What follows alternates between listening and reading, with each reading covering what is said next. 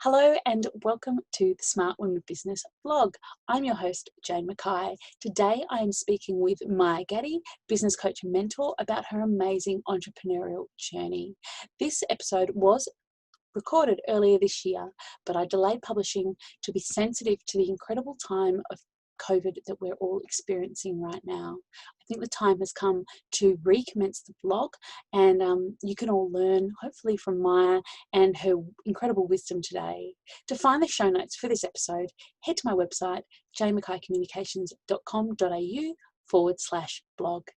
And while you're here, don't forget to hit subscribe so you always get the latest episode delivered to your stream. Hello and welcome to the Smart Women in Business vlog and podcast. Today I'm talking to Maya Gaddie. Maya is a business coach and mentor for full-time coaches who are ready to create the ultimate client experience for their clients. Maya has helped over 300 coaches create purposeful and profitable signature programs online.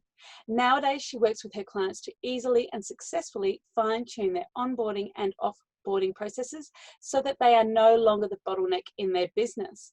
Maya has been featured on Being Boss, Profit First, and in Marie Forleo's B School. Welcome, Maya. Yay. Thank you. Yay. Thanks for having me. I'm excited to chat with you. I'm really excited. It's great. I love doing these chats because I can talk to people all over the world who are now even more connected, I think, than ever. It is even more important. So tell me, please, about your business journey and how you got to where you are today, because you've been in a business a long time. Yeah, this is year 9. Congrats. Yeah, thank you. I'm excited to be where I am in year 9 and the clarity and focus and the clients. And but to give you a brief background, I started in 2011, and I started out with consulting for Silicon Valley companies, the tech end of their business. I was doing some online teaching and some speaking around that time as well, kind of hobbled together some stuff. And then I started to look at online courses. That's where I really wanted to work. Also really wanted to support women in business, women coaches, women entrepreneurs. And so I did This Is How to Tech, which was my first online course to help women get really clear about what tech they wanted to use in their business. And then I went into Launch Your Class, which was kind of a spin-off of This Is How to Tech that really focused on what it sounds like, launching their class, plan, build, and launch their online class. And then from that, I decided to take that program out of the box, so to speak, because that program was completely evergreen. I had live calls, but you could go in and take the course anytime. But I turned that into Concept to Cash Flow, which was completely live. They would come over the course of a weekend and create the content for their program, and then follow up for 6 weeks and really finish planning, building, or launching or relaunching it if they already had a program. And now it's fully vetted. So fully vetted is all about making sure my clients can onboard and offboard their clients and make sure their clients have an amazing experience from A to Z. Yeah. Brilliant. I mean, another woman in tech. Yay, go us. I love tech. Me too. Yeah. There's girl geeks over here who are amazing. But tech is becoming more and more crucial, especially now we're all moving to working from home. Getting our heads around tech and doing all of that stuff is so important. And onboarding and offboarding process is, if you haven't been in business for a long time, getting those things streamlined and documented and into a process can save so much time. I mean, it's just, you want to be spending your time doing the stuff that you find fun. Not working out what you're going to do with your clients and how you're going to work with them. So what were the signs as you've gone through this evolution that it was time to change in your business? I know they can be extrinsic and intrinsic things that happen along the way. Yeah, that's a great question. I would say I'm really, in every year in business, I'm really responding to what my clients want, what they need, and what I'm most passionate about. So, and also, of course, what is viable, what they're going to pay for. So it has to be a combination of all of those things to really make a go of it. And I think in the beginning, I really was extremely excited just about the tech pieces and tools, and I still am. Definitely still am. But that was also where my expertise lied.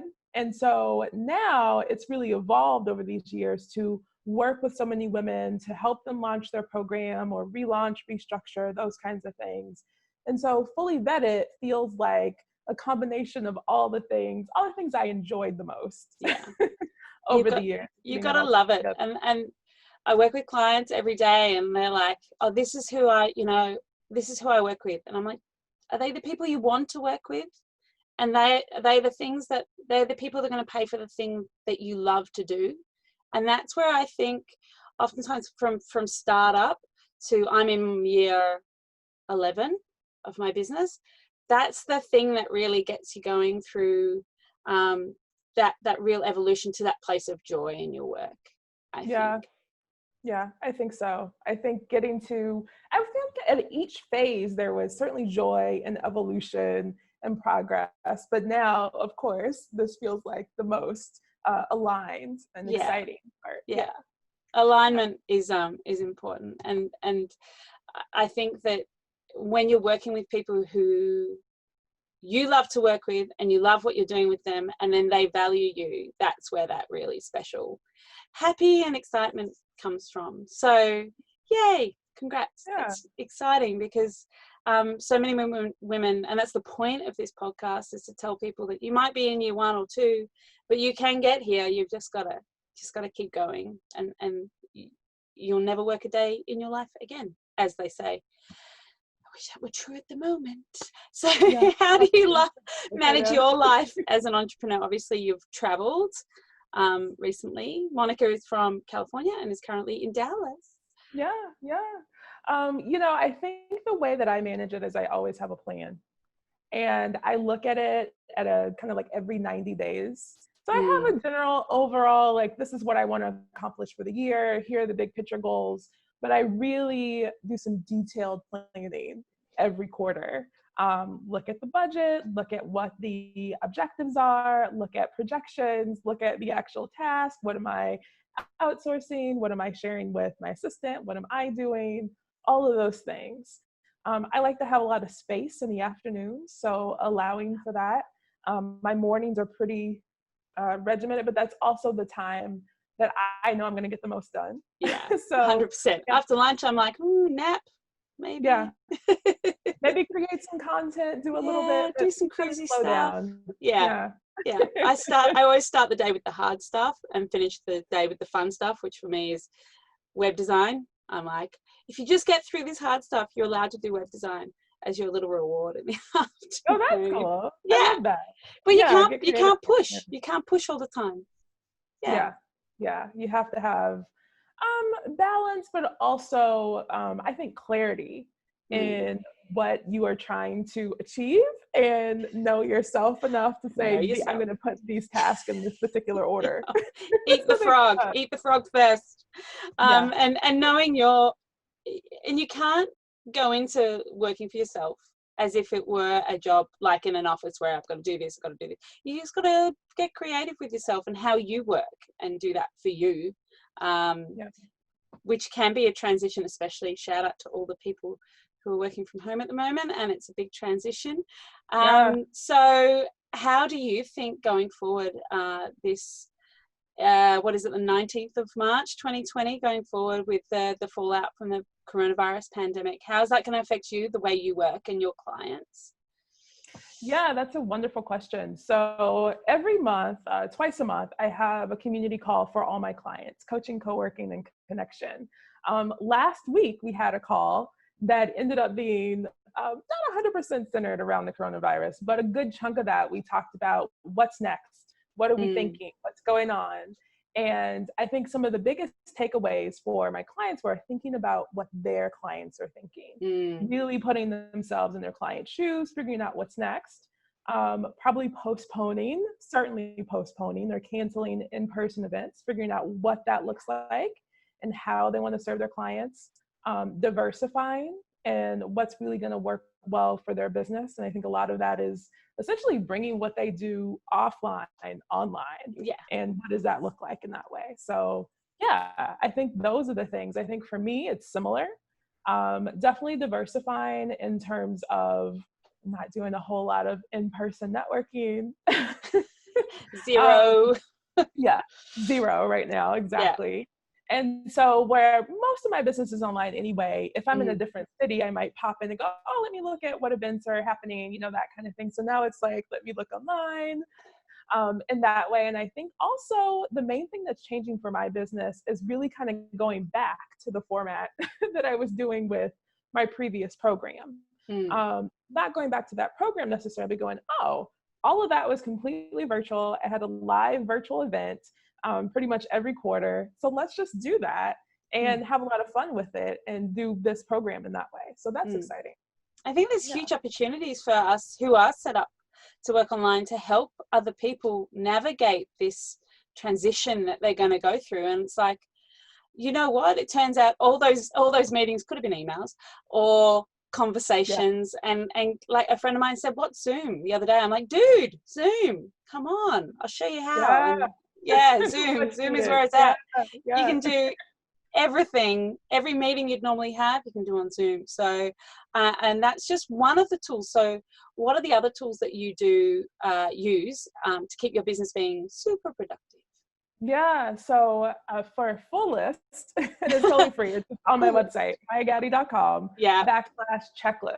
I will add And it to the so, links. yeah, perfect. It's literally the virtual Rolodex that I typically give my clients when they sign up. It's the full list of all the tools I use, contractors, tech resources, software, all of those things.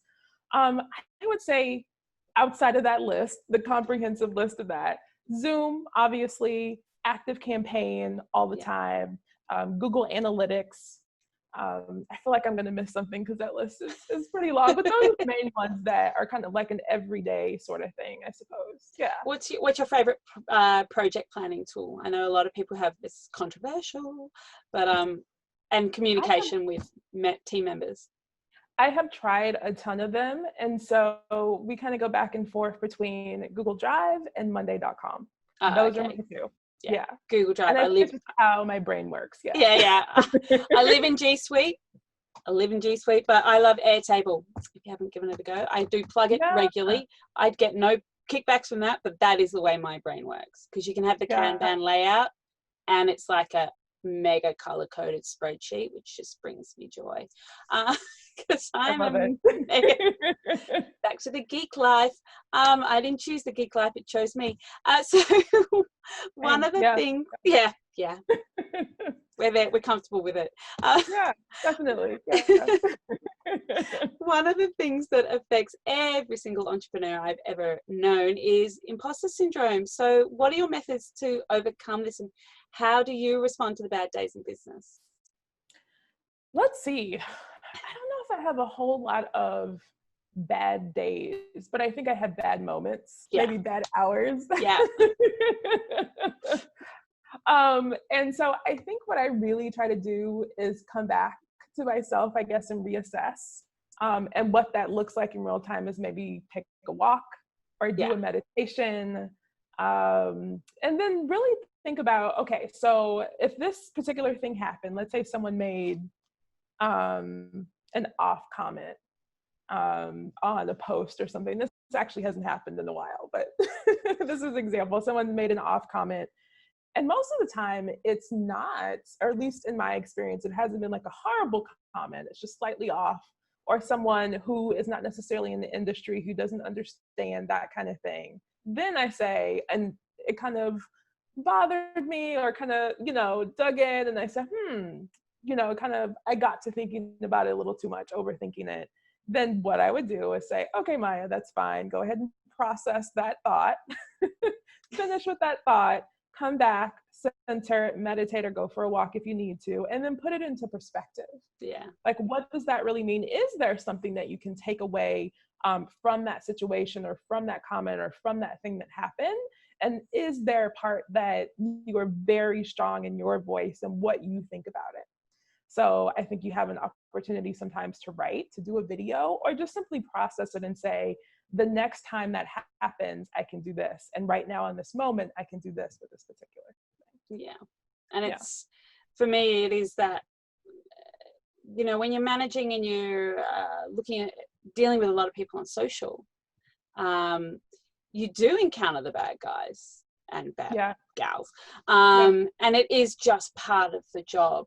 But, you know, obviously being a coach as you are, you probably have a whole lot of tools to try and overcome that, which other people wouldn't necessarily have. So it's good to do that introspective and not be reactive. Never be reactive. Don't feed the trolls, you know, and come and try and look at it from their perspective and see if they actually understand what you're talking about, or they're just coming at it from a not an ignorant point of view, but a lesser understanding point of view. And maybe that's what's informed their opinion, or they're just out having a bad day, and let them have that bad day. Definitely. And that's one of the things I teach my clients is going, you know, you are going to encounter this stuff online, especially working as we are, you and I are the faces of our business. There's always going to be haters. Haters going to hate. Always. Even poor old Tay. I live with a 9-year-old girl, so my daughter is quite obsessed. So hey, and I think that messaging is, you know, you've got to see it, and the same goes with criticism in your work.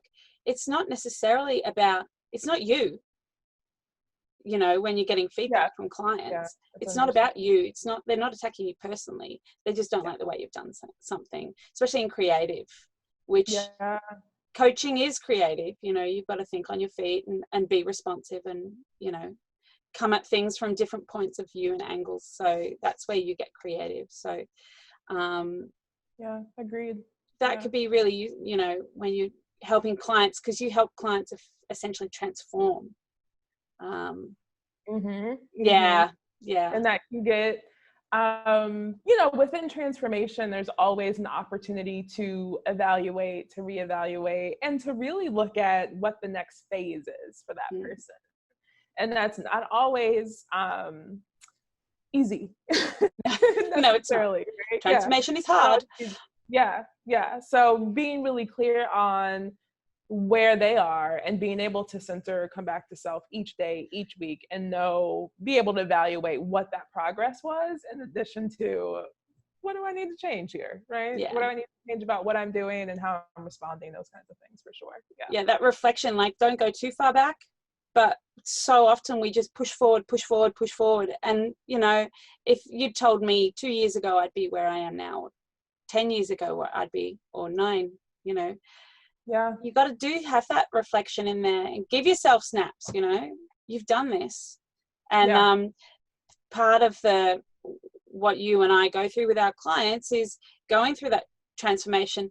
Our brains are trying to keep us safe, and change is a challenge, and change is hard, and change is difficult.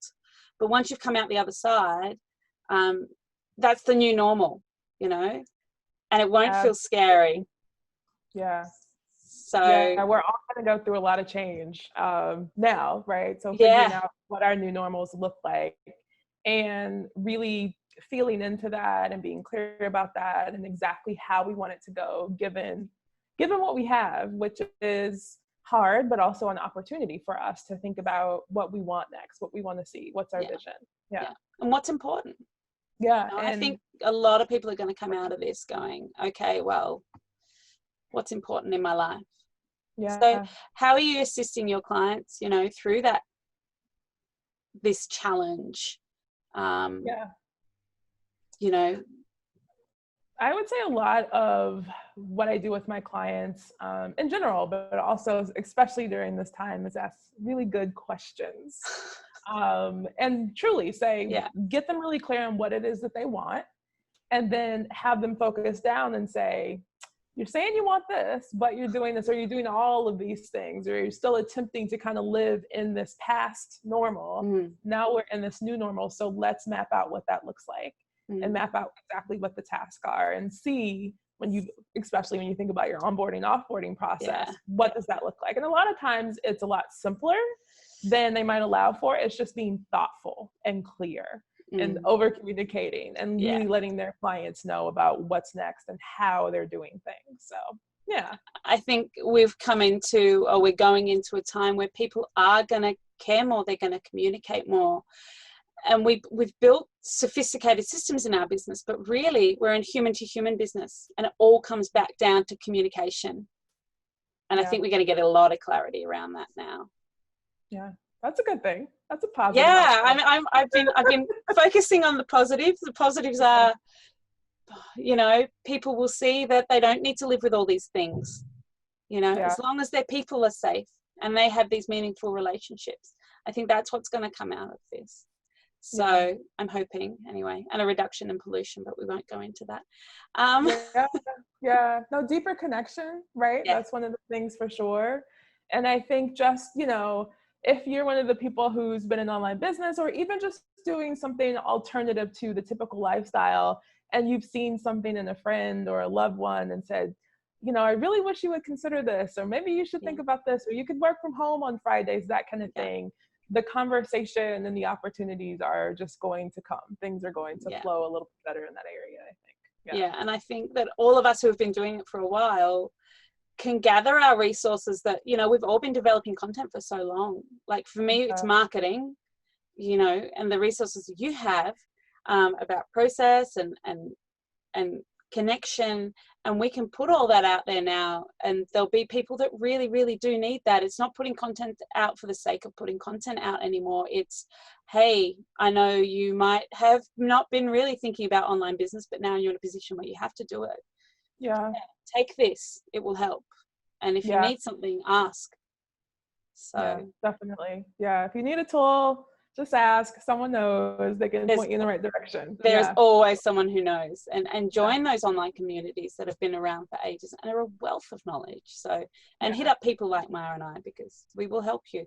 So that comes down to, how do you, in new normal and old normal, maintain your sense of community in this big old world of ours?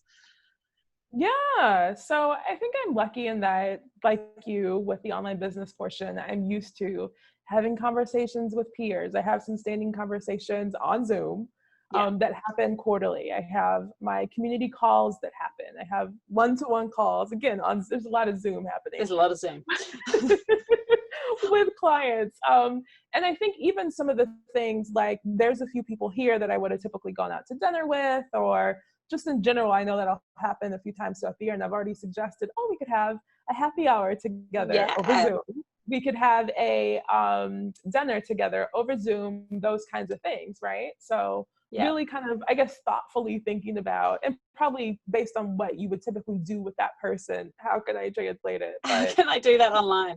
I'm like, let's all, because it's my birthday coming up, my 40th. I'm like, let's all have a party and we can all just FaceTime in a circle of iPads. Until later. Yes, absolutely. Yeah. Let's just ride this wave. And I think also for us as people who do live online, it's up to us then to teach the people who may be feeling really isolated all of a sudden, because they're used to being in an office block or a building with 50 other people, to go, hey, how are you feeling? Check in. Do you want to have a 5-minute chat? And that can transform someone's day, you know. So I think it's up to us. Lead the way, Maya. Definitely. I would even say, as a side note, outside of business, for my friends who don't have online businesses, I've already had more conversations this week, just on the phone. How you doing? Everything's good. You know, having more of a chit chat versus having it a couple times a year. Or having a WhatsApp chat. You know, let's get on Zoom. And I have a group of like an online mothers group. It's like, we can have Zoom conversations. And it's like, let's do that. Like, let's actually plan that instead of just living on Facebook. Let's see each other's faces and hear each other's voices and talk things out together. And I think it will really, as you said, create deeper connections for people. It's going to be wild. Yeah, definitely. It's going to be interesting, but good. Really good that we are at a point where we have this opportunity. Internet speed for most is easy and connecting, and you can get on Zoom, you can get on Facebook or WhatsApp and all of those things. I'm just glad I signed up to high-speed unlimited internet just last month, because we finally have it where I live, in the middle of nowhere. nice. Yeah, of course. Yeah. So what Very, is, what is your why? What keeps you motivated in your business and your life? We're talking you broader know, now. yeah, I would say two things. So I really absolutely love to work with women coaches and entrepreneurs to share their voice, not just what they've learned and not just their experience and expertise, but to really share their largest voice in terms of what they actually want to share with their clients, what they actually want to share in their industry. I find so many times women that I've worked with, sometimes 5 years, 10 years, 15 years, 20 years, they've been in business.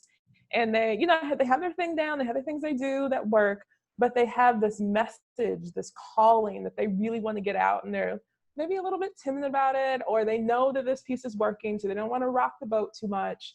So really helping them step into that next phase.